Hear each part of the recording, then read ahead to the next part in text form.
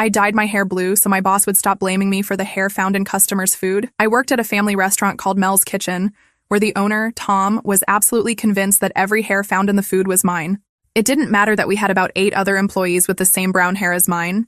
No, according to Tom, I was the one shedding hair. The first time it happened, a lady found a long brown hair in her pancakes. Tom immediately approached me in front of the entire kitchen and said, "Emma, you need to wear a hairnet or you're fired." I thought, well, whatever, so I started wearing the ridiculous hairnet every shift. But then it happened again. Every time someone complained about hair in their food, Tom would point at me and threaten to dock my pay. I told him over and over that it wasn't me because, well, I was wearing a hairnet. But he would just shake his head and say I was being careless. The other waiters started looking at me strangely, like I was some kind of health code violator. The breaking point came on a busy Saturday morning. A businessman ordered Eggs Benedict and found not 1, but 3 brown hairs tangled in his hollandaise sauce. He was furious and threatened to call the health department. Tom burst into the kitchen, his face red and sweaty, and yelled at me in front of everyone. "Emma, that's it. 1 more hair complaint and you're gone." I was so frustrated I almost cried right there. I knew for certain those hairs weren't mine because I had it pulled back in a tight bun under that stupid hairnet. But Tom didn't realize this. That's when I noticed something that filled me with rage. Sarah, one of the cooks, was standing right behind the grill with her long brown hair completely loose, not even a ponytail in sight. She wasn't wearing any kind of hair protection. But here's the catch.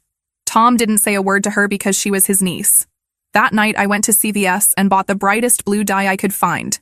Like an electric blue, the kind that screams, "Look at me," from across the room. I dyed my entire head in my small apartment bathroom, leaving blue stains all over the sink and probably on my security deposit. Monday morning I arrived at work looking like a punk. Tom looked at me strangely but didn't say anything. I put on my hairnet as always and got to work. Around lunchtime, an elderly couple ordered the special meatloaf. 10 minutes later they called me over and there it was. A long brown hair on the mashed potatoes. I just watched, and there it was. A long strand of brown hair on the mashed potatoes. I just watched. My heart raced, but not from nervousness. It was pure adrenaline, the kind you feel when you finally have the proof you've been waiting for months. For the first time since I dyed my hair blue, I had concrete, irrefutable evidence that it had never been my hair in the food. I looked at the elderly couple waiting for a solution. The lady had a disgusted look, pushing the plate aside. The husband shook his head, clearly disappointed. Normally, I would call Tom discreetly. He would come to the table, humiliate me in front of the customers, and I would swallow it once again. But today would be different. I felt my hands trembling, not from fear, but from anticipation. I took the plate carefully, as if it were precious criminal evidence, because that's exactly what it represented, proof of my innocence and the systematic hypocrisy I had been suffering. I walked slowly toward the counter, where Tom was reviewing some orders. I realized the other employees noticed something different in my posture. Maria, the oldest waitress, looked at me with curiosity. Carlos, the cook, looked up from the grill. And Sarah? Sarah was there, working on the griddle with her brown hair swaying freely, without any concern for hygiene. She didn't even notice what was about to happen. I took a deep breath, feeling the weight of the moment. Months of public humiliation, months of being treated like a problematic employee, months of having my competence questioned for something I had never done. All of that was about to end. I stopped right in the center of the dining room, where all the customers could see and hear me. The restaurant was full for Monday lunch. Perfect. More witnesses. Better. "Tom!" I shouted, with a calm voice but loud enough for half the customers to hear. "I need you to come here and solve 1 more of my hair problems in the food." He approached with that arrogant confidence as always, already preparing the usual speech. I could see in his eyes that he was ready for 1 more public humiliation of irresponsible Emma. "Let me guess," he said loudly so customers could hear. "You forgot to tie your hair properly again?" That's when I made the move that would change everything. Dramatically, with very slow and deliberate gestures, I removed my cap. My electric blue hair fell over my shoulders like a cascade of rebellion. The silence that followed was deafening. Tom literally stood there with his mouth open. Some customers dropped their forks. Even the background music seemed to stop. I pointed to the brown strand on the plate, maintaining eye contact with Tom. "Explain to me how my brown hair is in this food." Tom. His face went from red to white in seconds. He opened and closed his mouth several times, like a fish out of water. Customers began murmuring among themselves, some taking out their phones to film the unfolding drama. "I'm waiting," I continued, keeping my voice calm but firm. "How is it that my blue hair turned brown on this plate?" That's when Sarah finally realized what was happening. She looked at me, then at Tom, then at her own loose hair, and in a desperate attempt to go unnoticed, began looking for a cap, but it was too late. "Are you all seeing this?" I announced to the entire restaurant, turning to show my blue hair to all the customers. "For months I've been blamed for something I never did. Now you're all witnesses to the truth." Tom was still stuttering, trying to find an explanation. "Well, maybe it's from before, when I still what?" "Tom," I interrupted. "When my hair was still brown? That was 3 weeks ago. Are you telling me that a strand of hair was wandering around the kitchen for 3 weeks until it landed on this couple's plate?" The customers' murmurs grew louder. Some people laughed. Others expressed indignation. I was winning the audience. I took out my phone and started recording everything. "People, you won't believe what I'm about to show you." I started a live stream on Instagram. "My name is Emma, and for months I was publicly humiliated by my boss, who blamed me for all the hair found in customers' food. I showed my blue hair to the camera, then the brown strand on the plate, and then Tom, still completely lost. This is Tom, my boss, who still hasn't been able to explain to me how my blue hair turned brown on this plate." Views began to increase rapidly. Supportive comments started appearing. "Go, Emma! Expose that abusive boss! Justice for the blue-haired girl!" Customers began getting up and leaving without paying. Some expressed disgust at the sanitary conditions. One woman said loudly, "If they don't even know where the hair in the food comes from, imagine what else could be wrong here." "And this," I continued, turning the camera towards Sarah, who was trying to hide behind the griddle, "is Sarah, Tom's niece, who has been working without a cap for months while I was humiliated daily." The video already had hundreds of views, and comments kept coming. Hashtags began appearing. "Dr. Blue Hair Justice," "Dr. Justice for Emma," "Dr. Trashed, Toxic Restaurant." Tom finally tried to take control of the situation. "Emma, stop this now or you're fired." I laughed. I literally laughed in his face. "Fire me? Tom, you just lost half your customers. Look around." And it was true. The restaurant was emptying. People were paying their bills quickly and leaving. Some didn't even bother to pay. "Besides," I continued, still recording, "do you really want to fire me in front of thousands of people watching live? Because that would be an excellent way to make this situation even worse for you." Maria, the oldest waitress, approached me. "Emma, can I say something?" She looked at the camera. "I've worked here for 5 years, and I always knew those hairs weren't Emma's." But Tom never wanted to listen. Carlos, the cook, also joined us. "It's true. Tom forbade me from complaining about Sarah's practices. He said if I continued bothering her, I would be fired." The revolt was spreading. Other employees began approaching, each with their own stories of abuse and favoritism. What started as my personal revenge was transforming into a complete exposure of the restaurant's abusive practices. Tom realized he was losing control. "You're all fired," he shouted. "All of you." "Perfect," I replied. "Because then you can explain to your remaining customers, if there are any left, how the restaurant is going to function without employees." The video continued gaining traction. Local influencers started sharing. Food critics in the city expressed horror in the comments. Local media began sending messages asking for interviews. In less than an hour, I had gone from humiliated employee to local celebrity. And Tom? Tom was discovering that his actions had consequences. Consequences he never imagined could come from someone he considered insignificant. But that was just the beginning. What I didn't know was that a local investigative journalist was among the viewers of the live stream, and she was very interested in learning more about the labor practices at Mel's Kitchen. 2 hours later, my phone wouldn't stop ringing. Support messages were coming in by the thousands. People were sharing their own stories of abusive bosses. The video had gone viral, not just locally, but nationally. Rebecca Martinez from KQED News was the first journalist to call me. "Emma, I saw your live stream. I'd like to do a deeper report on what you experienced at the restaurant. Can I come see you?" I accepted immediately. It was no longer just about me. It was about all the employees who suffer silent abuse every day. We met at a cafe near my house. Rebecca had that serious investigative journalist air, but also a genuine kindness that made me feel comfortable telling everything. "Tell me about the pattern of behavior," she said, recording our conversation. "Was it always like this with other employees?" "Always," I replied. But with me it was worse because I questioned. Tom hated when I tried to defend myself. There were days when he would humiliate me in front of customers just to show who was in charge. I showed her months of documentation I had saved, text messages where Tom threatened to dock my pay, photos of when I came home crying after an especially difficult day, even some audio recordings I had discreetly made during the humiliations. "Did you know this could bring legal trouble for him?" Rebecca asked, flipping through my notes. I suspected, but I didn't know what to do. I need the job, you know? Or needed.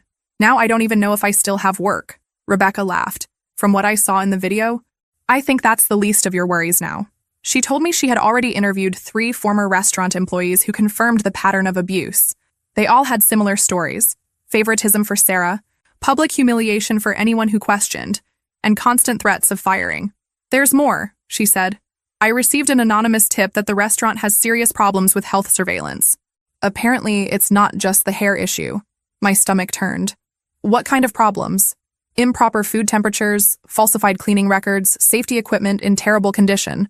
The person who contacted me says Tom instructed employees to lie during inspections. That made me remember several strange situations I had witnessed. Times when Tom hastily cleaned the kitchen area when someone from outside arrived. Times when he asked me to store certain things in the freezer, just for today. I can give you more details about that, I said. I documented some things that seemed strange, but at the time I didn't know they were so serious. Rebecca smiled. Emma, you may not realize it, but you built a solid case against your former boss. This goes far beyond a viral video. The next day, the report aired. It was a 15-minute investigation into abusive practices in family restaurants, using Mel's Kitchen as a case study. Testimonies from former employees, analysis by labor law specialists, and even an interview with a health surveillance inspector explaining the risks of the practices I had documented. Tom tried to do damage control, giving a disastrous interview where he called everything a misunderstanding and said I was a problematic employee who distorted the situation. But the evidence was overwhelming. The most incredible thing was the public reaction. People began canceling reservations, suppliers canceled contracts, and even the mall where the restaurant was located issued a statement saying they were evaluating the situation. Sarah also tried to defend herself on social media, posting a video where she cried and said she never wanted to harm anyone. But the comments were devastating. People weren't interested in apologies. They wanted accountability. That's when I received the call that would change everything. Dr. Patricia Vance, a lawyer specializing in labor law, had seen the report and wanted to talk to me. Emma, you have a very strong case for moral harassment, discrimination, and creating a hostile work environment, she said during our consultation. With the evidence you have, especially the recordings and colleague testimonies, this could be an exemplary case. Exemplary how? I asked. The kind that changes legislation. The kind that makes other employers think twice before treating employees like Tom treated you. That same week, we filed the lawsuit. The repercussion was immediate. Labor rights organizations got in touch offering support. Universities wanted to study the case. Even politicians began using my story in speeches about labor law reform. Tom, desperate, tried to call me several times. He left messages on my phone begging to resolve this without lawyers. But I wasn't interested in negotiations. The pressure on him increased when health surveillance conducted a surprise inspection. They found exactly what Rebecca had reported: multiple violations, falsified records, and Sarah working without protective equipment. The restaurant was temporarily closed and the fines were heavy. Tom couldn't explain to inspectors why only I was required to wear protective equipment while other employees, especially Sarah, had different rules. Mel's Kitchen became synonymous with poor management and labor abuse. Memes were created. Business administration students used the case as an example of what not to do. The restaurant that was once a neighborhood landmark was now a symbol of everything wrong with employee treatment in small businesses. But for me, the greatest satisfaction came when I received a message from a young woman in another city. Emma, I saw your story and decided to report my boss who does similar things. Thank you for giving me courage.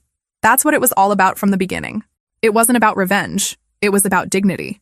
It was about showing that people like Tom can't continue abusing employees just because they think they can. 6 months later, I was in court. The atmosphere was solemn.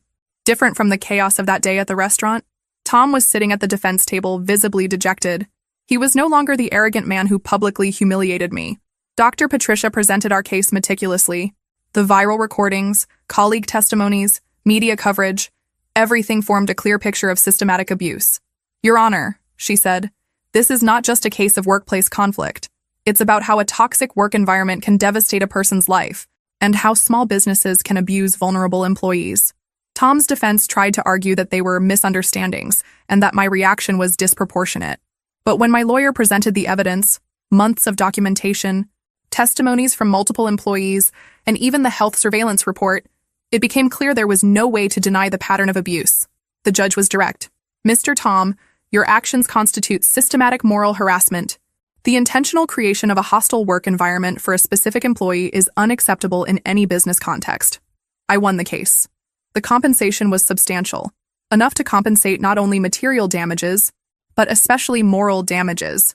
The judge specifically cited the case as an example of how apparently small behaviors can have devastating impacts on employees' lives. Tom was forced to sell his house to pay the compensation and health surveillance fines. The restaurant never reopened.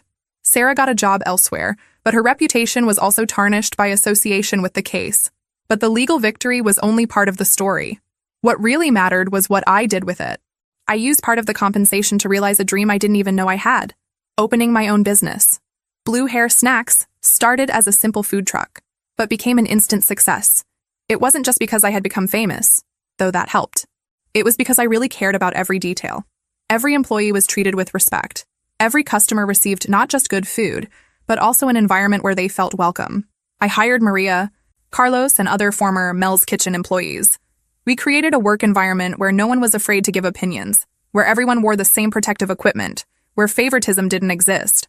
I never thought working could be like this, Maria told me one day, as we cleaned the food truck at the end of the shift. Without fear, without constant tension. The food truck became more than a business. It became a symbol. People came not just for the food, but for what we represented. Employees from other restaurants would stop by to tell their own stories of abuse and ask for advice. I began giving lectures on labor rights at culinary and business schools. I always started by telling my story, showing how an apparently simple situation, hair and food, can hide years of systematic abuse.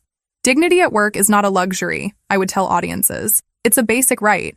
And when that right is violated, we have to have the courage to defend ourselves.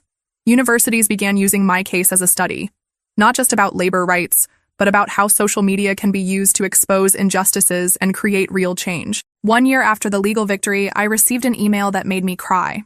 It was from a young woman named Lisa, who worked at a restaurant in another state. Emma, my boss, did similar things to me. He blamed me for problems that weren't mine, humiliated me in front of customers. After seeing your story, I recorded some situations and also sued him. I won. I wanted to thank you for giving me courage not to accept that treatment. Attached to the email was a photo. Lisa was smiling in front of her own food truck, with a large sticker on the side that said, "Inspired by Blue Hair Emma." That was the real victory. It wasn't the compensation money or momentary fame. It was knowing that my story had inspired other people not to accept abusive treatment. I went back to where Mel's Kitchen used to be a few times. Now it was a successful clothing store. The new owner, a lovely woman named Janet, put a small plaque in the place. Here the Blue Hair Revolution was born. Emma, thank you for teaching us about dignity at work. Tom, I heard by chance that he was working as a waiter in a neighboring city. Someone said he had changed, that he treated colleagues with respect. Part of me was happy about that. I never wanted to destroy his life. I just wanted him to understand that his actions had consequences. Sarah also learned some lessons. She looked for me one day, almost 2 years after everything had happened. She came to the food truck and asked to talk. "Emma, I know I have no right to ask for forgiveness after so long," she said, with tears in her eyes. "But I needed to tell you that it was all my fault. I knew those hairs were mine, but I let them blame you because it was easier. I could have been cruel. I could have said things that would hurt her. But I realized that holding on to anger wouldn't get me anywhere. Sarah, what matters is that you learned, and that this never happens to anyone again." She nodded and walked away. I never saw her again, but I learned she became an advocate for workers' rights at the company where she worked. 5 years later, Blue Hair Snacks had become a small chain of food trucks. I still dyed my hair blue. It had become my trademark. But it had also become a symbol of resistance and dignity. I received an award from the local Chamber of Commerce for social entrepreneurship. In the speech, I talked about how a situation of abuse had transformed into an opportunity for growth. Sometimes the worst experiences prepare us for the best opportunities, I told the audience. Don't let anyone diminish you. Don't accept abusive treatment. And remember, sometimes all we need is courage to show who we really are. I ended the speech by removing a hair tie and letting my blue strands fall over my shoulders. The audience exploded in applause. After the ceremony, a young woman approached. She had pink hair and determined eyes. "Emma, my name is Ashley. I work at a company where my boss treats me badly. After hearing your story, I decided I'm not going to accept this anymore." I smiled and gave her my card. "Anything you need, call me. No one deserves to be treated like I was treated." She squeezed my hand and said, "Thank you for teaching us we can be stronger than we think." I went home that night thinking about how life can be surprising. 6 years ago, I was a scared employee who accepted humiliation because I needed the job. Today, I was a respected businesswoman who used her platform to defend others. It all started with a simple decision: dyeing my hair blue. But in reality, it was much more than that. It was deciding I deserved to be treated with dignity. It was choosing to fight for myself when no one else would. And if I could go back in time and talk to that scared Emma in the apartment bathroom, mixing blue dye, I would tell her, "Do it. Dye that hair."